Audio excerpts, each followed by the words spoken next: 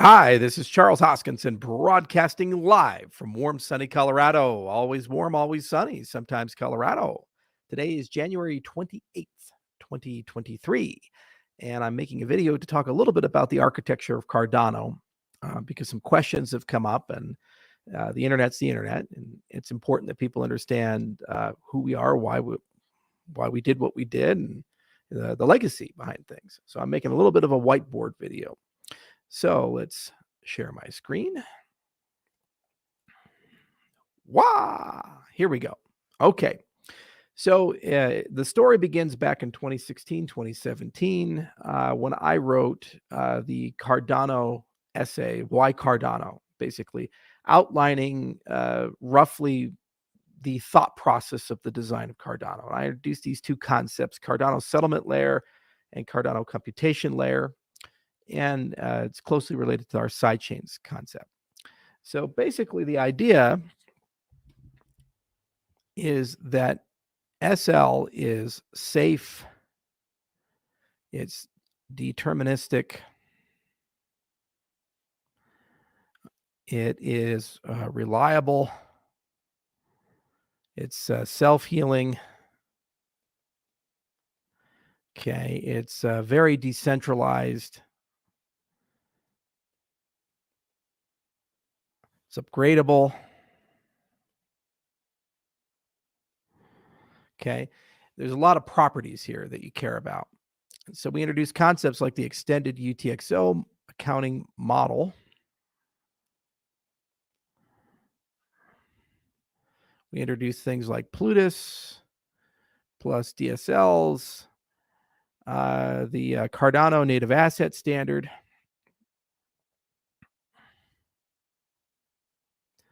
Okay. And these give sufficient expressiveness to capture most of the DeFi, NFT, and custom user application space. So basically, for most of the things that a person would want to do, Cardano SL either is in the process of building that infrastructure or it has enough built-ins to be able to accommodate that. But the thing is that there are going to be circumstances and scenarios where people want to do things where our design choices here as an ecosystem are incompatible with theirs. Like you can shed the need of determinism and then you gain a bunch of benefits, but then you reduce your safety, reliability, and potentially your ability to reason about how the network behaves. You can remove some decentralization and get a lot more speed. You can sacrifice upgradability and you potentially can get bleeding edge capabilities. And you can have different failure modes that, again, give you different operating costs. So we knew this back in 2017. It's not a surprise to anybody. And so we introduced the idea of Cardano computation layer. And I kind of know this because I wrote this entire thing myself. And I explained various different things that one could do and what we're thinking about. And so the idea of Cardano CL, which has become basically our sidechain model, is that you'd have all these different computation layers, and they would have different ledger, network, transaction, consensus logic that has different design principles, but they would in some way be connected to Cardano. Now, there are some reasons why you'd want to do this. One is that you have different trade-offs.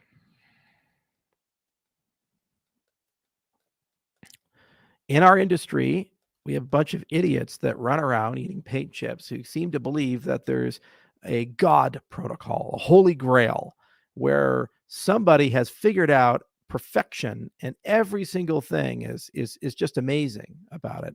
And all you have to do is just drink from the waters of this God protocol and it's all going to be okay. Yeah, but the reality is that this just doesn't exist. You have different trade-offs that relate to the decentralization, reliability, the safety of the system, the upgradability of the system, the throughput of the system, and you make decisions with those trade-offs.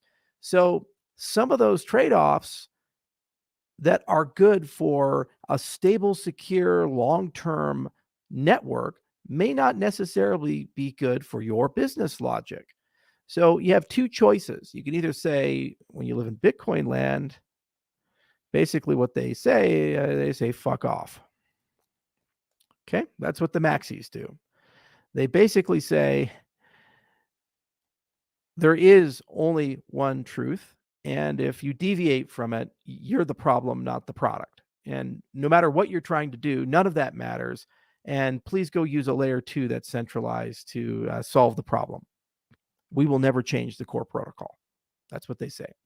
Now, they're a little nicer. They use flowery language, but when you actually translate it, this is what you get. Okay, so that's one option. Another option is to say, hey, we're going to accommodate all of these things. Well, Polkadot does that through parachains. And Cardano does this through sidechains. Okay, we wrote a little blog post about it going back to history. All right here, published July 5th of 2022, introducing the Cardano EVM sidechain.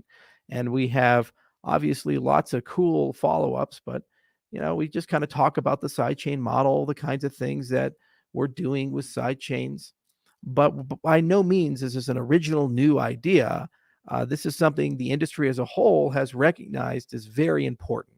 So much so that people actually create blockchain toolkits. So, for example, right here's one that we created with Alex Chirpinoy, ScoreX. ScoreX2, and now it's part of the Hyperledger Foundation. It's working group. The modular blockchain framework. ScoreX2 is a modular blockchain framework in the Scala language, which allows free and limitless experimentation with a wide variety of designs. It's a complete rewrite of the original ScoreX framework, and the motivation is that you have compact functional code. It's modular. You have asynchronous networking. You have a nice JSON API. And basically what they do is they pull out the network, the transaction, and the consensus layers, and they allow you to plug them in. Okay, and they have also externalized the crypto into Scripto. You say, but Charles, has anybody used anything with ScoreX? Well, yes. Ergo, for example, has launched. Wave, for example, has launched, and several other projects from this. IBM created the Hyperledger Fabric framework. Okay, and Hyperledger Fabric is, again, a blockchain framework, and people use this blockchain framework to build things like Maersk and Walmart. And the most popular one right now appears to be Cosmos. So Cosmos allows you to write a custom blockchain, and you can iterate rapidly. Now, these different frameworks have trade-offs. They have different viewpoints. They have different languages. I believe this is written in Go. That's written in Scala, and I can't recall what Cosmos is written in. I believe it's Go as well. I have to look into it. But in any event, there are different trade-offs with them. And basically, having a framework allows you to parameterize those chains to produce something. Now, did we build Cardano as a generic modular pluggable Haskell framework? Well, no. We built it as a safe, deterministic, reliable system that has a humongous emphasis on its ability to upgrade itself, preserve its decentralization, heal itself, and have some built-ins that basically enable an economy to be built on top of it, a world operating system, financial operating system. We wrote it in Haskell, not for developer accessibility, but wrote it in Haskell because we really cared a lot about these things. So it would be a catastrophically stupid idea to take what we have right here and say, let's go turn this thing into the next Fabric. Let's go turn this thing into the next Cosmos. Let's go take this thing and turn it into the next ScoreX. You can try. We can spend 18 to 24 months refactoring and rewriting the code and modularizing the code. Doesn't make Cardano itself any safer, any more reliable, and it doesn't make it any faster. It just makes it more accessible for people to create sidechains with that code base. But the vast majority of developers, are they going to opt for a Haskell sidechain and write that code? Well, some will. The most probably will not, especially when there already exists options. Some we built, some others built that have years of track record behind them, large development ecosystems, beautiful SDKs, and are token free. Okay, there's no token here. This SDK does not require a token. This does not require a token. In other words, what that means is these are blank templates, blank slates that a person can use and attach to your system and custom parameterize. So let's talk about some people that are thinking about doing that. For example, we have World Mobile. And World Mobile, they've deployed some stuff on Cardano because they want the safety and the determinism, the reliability, the self-healing, the centralization, upgradability, all these kinds of things that we care about. Great. But you know what? They're a telecommunications network that involves governments. It involves trusted hardware. It involves spectrum and licensing. Okay. It involves high requirements for privacy. It involves massive throughput requirements. And there are certain things that Cardano can do very well for them. But when you start looking at all these different things, you start realizing that some custom infrastructure is required. Well, they could take Cardano and fork it and build a Cardano sidechain with Haskell, completely rewrite the ledger logic and all these other things and say, well, we introduced some centralizations, some non-determinism and other things, and completely violate all the design requirements. Or you can take a toolkit that's open source, okay, and you can put those trade-offs in and you can deploy that as a sidechain. Well, wait a minute, isn't third generation, remember I keep saying third generation cryptocurrency? Didn't we say the second pillar of third generation was interoperability?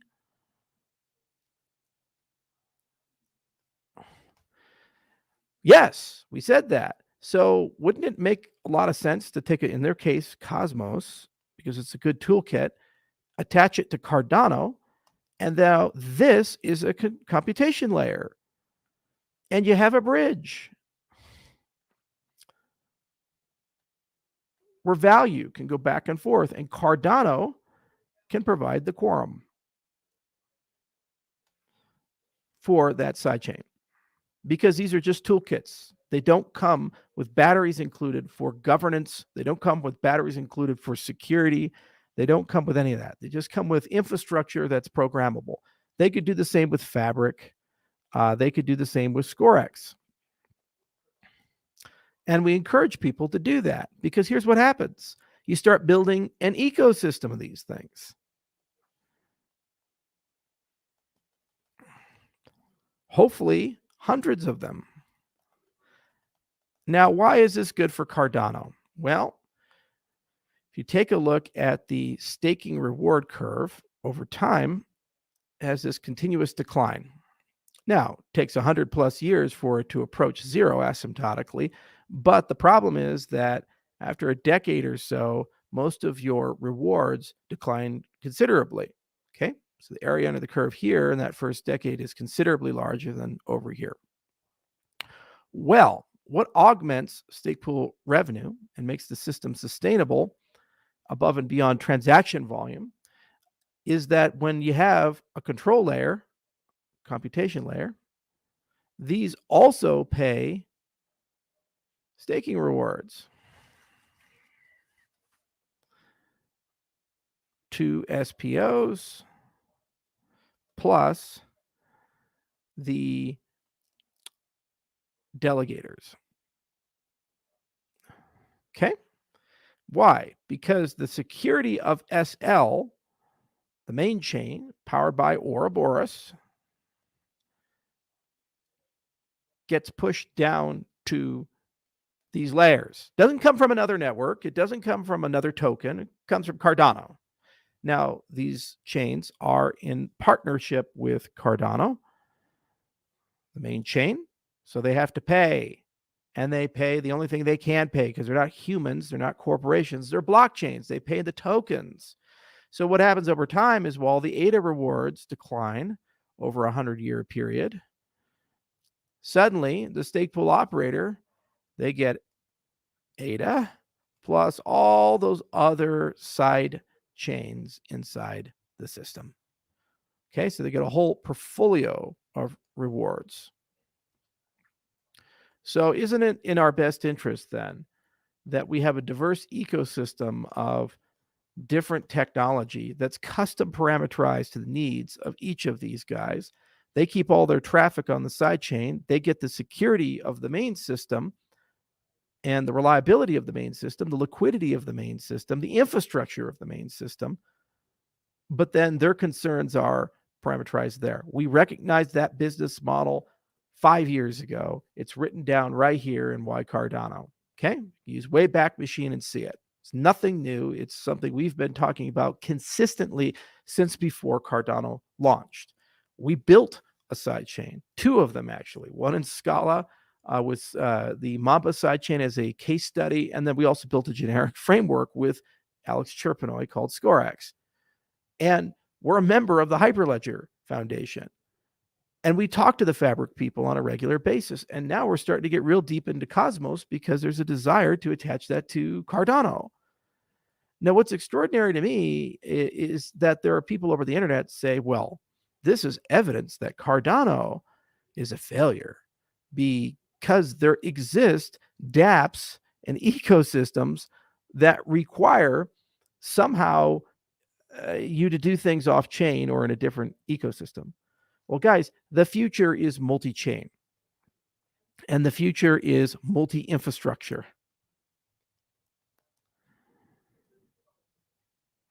Okay. You cannot get away from that.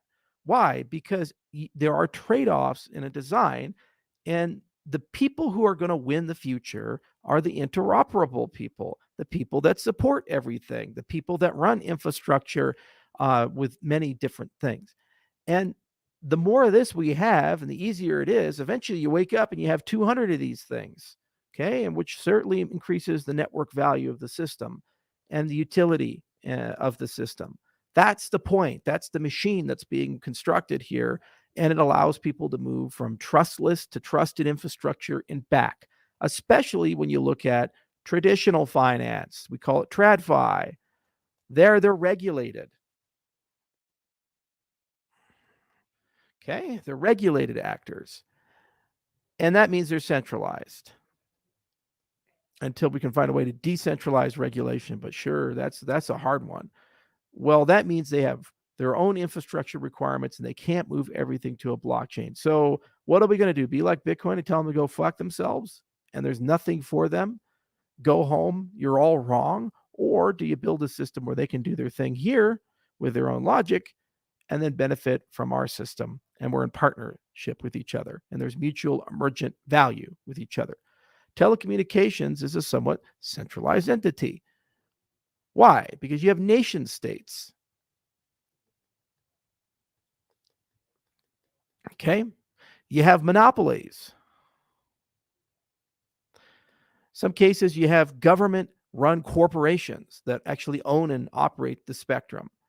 Now, we'd love to live in a world where everything is libertarian and decentralized, but that is the reality of telecommunications today.